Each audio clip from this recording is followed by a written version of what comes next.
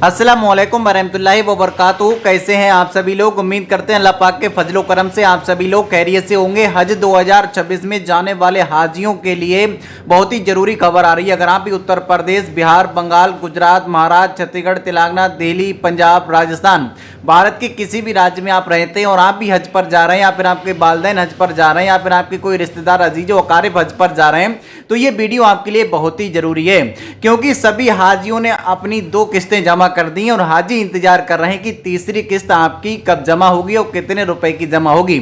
साथ ही हाजियों की ट्रेनिंग कब होगी, हाजियों के पासपोर्ट कब जमा होंगे, और सबसे बड़ी बात जो सामने आ रही है कि इस बार कंफर्म हो चुका है 2 बड़े बदलाव हाजियों को देखना पड़ेंगे, जिससे हाजियों को थोड़ी परेशानियों का सामना करना पड़ सकता है। तो इन परेशानियों को आपको फेस ना करना पड़े और इन परेशानियों से आप कैसे गुजरेंगे और कैसे इनको आप आसान बनाएंगे, पूरी खबर बताएंगे विस्तार में, इसलिए वीडियो को लास्ट तक जरूर देखें। आपको बताते चलें कि हज कमेटी ऑफ इंडिया यानी मुंबई के द्वारा अभी हाजियों के लिए जो लोग ट्रेनिंग देंगे, यानी हाजियों को ट्रेनिंग जो देंगे कि आप जब हज के लिए रवाना होंगे तो हज हाउस में आपको क्या क्या प्रक्रिया करनी होंगी, किस तरीके से आपके एयरपोर्ट पर पहुंचना होगा, कौन कौन सी चीज़ें लेकर के जानी होंगी, कौन कौन सी चीज़ें नहीं लेकर के जानी है, किस तरीके से आपको एहराम बांधना है, किस तरीके से आपको हज के जो 5 दिन होते हैं 8 जिलहज्जा, 9 जिलहज्जा, 10 जिलहज्जा, 11 जिलहज्जा, 12 जिलहज्जा, इन 5 दिनों में आपको क्या क्या करना है, हज के अरकान आपको कैसे अदा करने हैं, कुर्बानी का पैसा अगर आपने जमा कर दिया है तो आपके लिए जो कुर्बानी का प्रोसेस है वो क्या रहेगा, अगर आपने हज कमेटी के पास कुर्बानी का पैसा जमा नहीं किया है तो आप किस तरीके से कुर्बानी करवा सकते हैं। ये सारे बंदोबस्त हाजी के लिए आपको बता दें कि हज ट्रेनर पहले ही अवगत करा देंगे कि किस तरीके से आपको हज की फैसिलिटी मिलेंगी। हज के लिए आपको बता दें जिन ट्रेनर्स का चयन किया गया है, पूरे भारत से करीब 650 ट्रेनर को चयनित कर लिया गया है।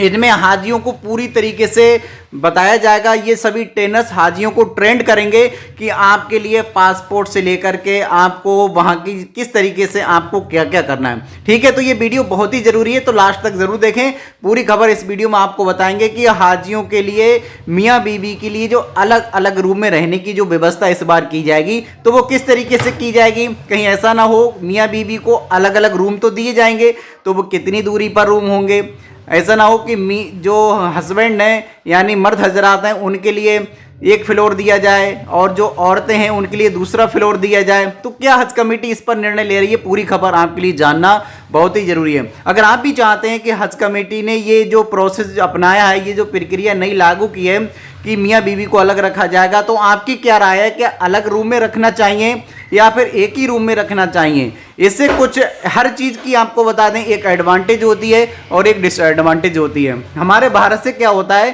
कि जो लोग हज पर जाते हैं, ख़ास तौर से एजेड लोग होते हैं, उनकी उम्र 50 साल, 55 साल, 60 साल, 70 साल इस तरीके के लोग होते हैं, तो उन लोगों में मियाँ बीवी अगर दोनों हज पर जा रहे हैं तो उनको इस तरीके की रहनुमाई चाहिए, यानी इस तरीके की फैसिलिटी चाहिए, उनको एक ही रूम में रखा जाए और उनको ज़्यादा दिक्कतें परेशानी इससे ना होंगी, एक दूसरे से वो लोग आपस में मेल जोल बनाए रखेंगे। लेकिन इस बार हज कमेटी ने क्या किया कि एक एक रूम में कहीं 8 लोग हैं, कहीं 10 लोग हैं, इस तरीके की जो फैसिलिटी अजीजिया के अंदर या फिर मदीना में मरकजिया के अंदर आपको मिलती थी, तो हाजी इसमें काफ़ी ज़्यादा ऑब्जेक्शन भी उठाए जाते थे कि मान लीजिए एक जो औरत है अगर किसी गैर मर्द उसके रूम में है तो वो अलग से उसके लिए पर्दा भी करेंगी, अलग से उसके लिए एहतराम भी करेंगी। तो इसलिए उनके लिए औरतों को यानी अलग से जो जिस तरीके की उनको दिक्कतें होती थी उन दिक्कतों को फेस जो उन्होंने किया, तो उन दिक्कतों को देखते हुए हज कमेटी ने ये बदलाव किया। अच्छा, ये बदलाव अच्छा भी है। मान लीजिए कोई नौजवान जा रहा है हज पर, तो उन लोगों के लिए तो अच्छा है क्योंकि अलग अलग रूम में रहेंगे, तो अलग रूम में रहेंगे कैसे ये जानना बहुत ही ज़रूरी है। इसमें हज कमेटी ने ये कहा है कि मर्द हजरात और औरतें, जैसे मान लीजिए एक रूम में अगर 5 लोगों के रहने की व्यवस्था है तो 10 ऐसे लोगों को इकट्ठा किया जाएगा, 5 मर्द हजरात होंगे, 5 औरतें होंगी, तो उन लोगों को एक ही रूम दे दिया जाएगा। अब उसमें 5 कोई भी हो सकते हैं, चाहे आपके ग्रुप के हों चाहे दूसरे ग्रुप के हों। जब आपके ग्रुप के 5 लोग हैं तो आपके 5 लोगों को एक साथ मिल जाएगा। अब आपके 5 औरतें हैं तो 5 औरतों को एक रूम मिल जाएगा। तो रूम मिलेगा कैसे, इस तरीके के इस पर भी बात की गई है कि मान लीजिए एक ही फ्लोर, एक आपको बिल्डिंग मिलेगी, बिल्डिंग है 5 मंजिल, 6 मंजिल, 7 मंजिल, जो भी बिल्डिंग आपको मिल रही है उस बिल्डिंग में ऐसे जो मरकजिया में, अजीजिया में जो बिल्डिंग होती हैं, एक एक मंजिल में कई कई कमरे होते हैं, 20-20, 50-50 सैकड़ों कमरे होते हैं बड़ी बड़ी बिल्डिंग्स में। तो उसमें क्या होगा कि एक साइड में आपको रूम दे दिया जाएगा मर्द हजरात के लिए और दूसरी साइड में रूम दे दिया जाएगा औरतों के लिए। तो इसमें क्या होगा कि उन लोगों के लिए बहुत फायदा होगा। क्या फायदा होगा आपके लिए ये जानना बहुत ही जरूरी है। अब जब आप रूम में रहेंगे तो जब एक ही रूम में औरतें सब होंगी तो उनको किसी से पर्दा करने की ज़रूरत नहीं होगी। और क्या होगा कि वो एक दूसरे से अपने जिस तरीके से एहतराम वाली बातें हैं, जो अपने जैसे गैर मर्द से जो उनके लिए एहतराम है या उनके लिए अदब एहतराम वाली बातें, तो उनसे उनके लिए छुटकारा मिल सकेगा।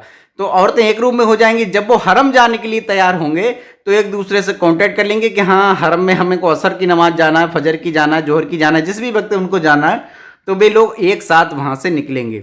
यानी आप होटल में केवल अलग रहेंगे, बाकी आप चाहे हज के दौरान मक्का में हो चाहे मदीना में हो, आप उम्रा करें, साथ उम्रा करेंगे। हज के दौरान जो फैसिलिटी रहेंगी, मर्द हजरात के लिए अलग टेंट दिए जाते हैं, औरतों के लिए अलग टेंट दिए जाते हैं। तो इनमें भी यही कैटेगरी लागू की जाएगी। जैसे कि मान लीजिए आपका जो ग्रुप होगा, तो ग्रुप में क्या होगा कि जो औरतें होंगी उन सभी का ग्रुप एक जगह रखा जाएगा और जो मर्द हजरात होंगे तो उनका ग्रुप एक जगह रहेगा। तो इससे क्या होगा, लोगों के लिए जो पहले खोने की व्यवस्था होती थी कि गुम हो गए, कहीं खो गए, भटक गए, तो इस तरीके की भी समस्याएं दूर होंगी, क्योंकि वो पहले से ही एक दूसरे को सभी, जैसे ग्रुप में 50 लोग कर दिए, 20 लोग कर दिए, तो वे एक दूसरे को सब लोग जानते होंगे। तो इससे क्या होगा कि वे एक दूसरे की रहनुमाई भी करेंगे और उनको खोने में भी परेशानी से बचाएंगे। और सबसे बड़ी बात, हज कमेटी ने इस बार स्मार्ट वेंट देने का भी फैसला ले लिया है। इससे तो अब हाजियों के कहीं खोने का झंझट खत्म हो गया। हाजी चाहे मिना में हो, अराफात में हो, मुजदलिफा में हो, जमरात में हो, कहीं जियारत पे हो, हरम में हो, कहीं भी अगर गुम हो जाए, बस उनको एक बटन दबाना है और उनकी कॉल सीधी इमरजेंसी लग जाएगी और सीधी उनके लिए और उनकी लोकेशन को हज उम्रा मंत्रालय और हज सुविधा, जो हज सुविधा ऐप है उसके माध्यम से उनको ट्रैक कर लिया जाएगा और उनको फौरन ही उनके पास राहत पहुंचाई जाएगी और उनको रिकवर कर लिया जाएगा। यानी उनको अब परेशान होने की ज़रूरत नहीं है। तो ये दो बदलाव हैं कि हाजियों के लिए रूम तो अलग होंगे लेकिन कुछ सहूलियतें भी होंगी। बड़ी बात एक और है कि हाजियों को मदीना में जिस तरीके से पहले किचन की फैसिलिटी नहीं मिलती थी, अब मक्का में भी नहीं मिलेगी। काफ़ी लोग इस पर सवाल भी उठा रहे हैं कि हम जो है किसी तरीके की छोटी मोटी दिक्कतों के कारण परहेजी का अगर इस्तेमाल कर रहे हैं तो किस तरीके से हमको खाना है। तो आपके लिए सारी चीज़ें वहाँ पर अवेलेबल मिल जाएंगी जिस तरीके का आप खाना चाहेंगे। बाकी आप अपने सुविधा के अनुसार अपना कैटरिंग चुन सकते हैं, जिस तरीके की आपको फैसिलिटी चाहिए। बाहर से खाना खाना चाहते हैं तो बाहर से भी खाना खाएं, लेकिन उससे भी ज़रूरी बात, इस बार दोबारा से मेडिकल चेकिंग होगी। दोबारा से मेडिकल चेकिंग में जिन लोगों को बीमारी है, कोई दिक्कत परेशानी है, तो उन लोगों को नहीं भेजा जाएगा। हाँ, ये भी कहा गया है अगर किसी डॉक्टर ने उनके लिए अगर प्रमाणित कर दिया है, यानी कोई एमबीबीएस डॉक्टर ने किसी को प्रमाणित कर दिया कि आपके लिए कोई प्रॉब्लम नहीं है, तो आप जब हज के लिए जाएंगे तो जद्दा पर भी आपकी एक चेक इन होगी, जांच होगी। उस जांच में अगर आपको कोई दिक्कत परेशानी होती है और उसका ये भी जायजा लिया जाएगा ये बीमारी कब से है। आपका जो मेडिकल सर्टिफिकेट लागू किया गया है उसके मेडिकल सर्टिफिकेट की डेट से बाद में अगर ये बीमारी लागू होती है तब तो आप पर भी बचाव हो सकता है। आपको वापस तो होना पड़ेगा ही, लेकिन जो डॉक्टर आपके लिए प्रमाणित करेगा उसका बचाव हो जाएगा। लेकिन अगर वो बीमारी आपके मेडिकल सर्टिफिकेट लागू होने से पहले की अगर निकली तो जिन डॉक्टर ने आपका मेडिकल सर्टिफिकेट बनाया उस पर भी शिकंजा कसा जा सकेगा। तो कोई भी डॉक्टर है अनलीगल काम बिल्कुल भी ना करे। अगर किसी का सही सर्टिफिकेट है, अगर किसी को कोई प्रॉब्लम नहीं है, जो भी दिक्कत है उसको साफ स्पष्ट रूप से बताना चाहिए। इस वीडियो को जितना हो सके शेयर करें, ये बहुत ही अहम जानकारी है, क्योंकि छोटी सी गलतियां आपको हज के सफर से रोक सकती हैं। बाकी अल्लाह रब्बुल आलमीन से दुआ करें। अल्लाह रब्बुल आलमीन से हम भी दुआ करते हैं सभी हाजियों को अच्छी सेहत और तंदुरुस्ती अता फरमाए, सभी हाजियों के हज के सफर में आसानी अता फरमाए। और जो हाजी इस बार आवेदन करने से चूक गए या फिर उनका नंबर नहीं आया, अल्लाह पाक उनको भी हज करने की तौफीक अता फरमाए, उनका अगले बार आवेदन से लेकर के सिलेक्शन की प्रक्रिया आसान अता फरमाए। और जो हाजी अभी वेटिंग में है तो इस बार वेटिंग लिस्ट भी अब 1-2 दिन में आने वाली है, तो वेटिंग लिस्ट का भी इंतजार खत्म होने वाला है। कम से कम 500 से 700 लोगों का सिलेक्शन इंशाल्लाह हो जाएगा। बाकी आपको बता दें जो तीसरी वेटिंग लिस्ट है इस पर पहले भी 2 वीडियो बना चुके हैं, आप उस पर देख सकते हैं, नज़र भी डाल सकते हैं कि हाँ लगभग कितने पैसा जमा होगा। तो महिलाएं और मर्द हजरात अलग अलग रूम में रहेंगे, खाना बनाने की फैसिलिटी नहीं मिलेगी। तीसरी वेटिंग लिस्ट, तीसरी इंस्टॉलमेंट भी जल्द आ जाएगी और 5वीं वेटिंग लिस्ट है वो भी इंशाअल्लाह आ जाएगी। ट्रेनिंग भी आपको बता दें कि फरवरी के पहले हफ्ता में लगभग शुरू हो जाएगी। जो ट्रेनर्स को ट्रेन कर दिया गया है। बाकी जो ट्रेनर्स जो हाजियों को ट्रेनिंग देंगे हो सकता है जनवरी के अब लास्ट में शुरू कर दी जाए या फिर फरवरी में शुरू कर दी जाएगी। रिस्ट बैंड से लेकर के सारी फैसिलिटी के बारे में हाजियों को बताया जाएगा। बाकी हज से जुड़ा अगर कोई भी सवाल है तो वीडियो के कमेंट सेक्शन में जरूर कर दें।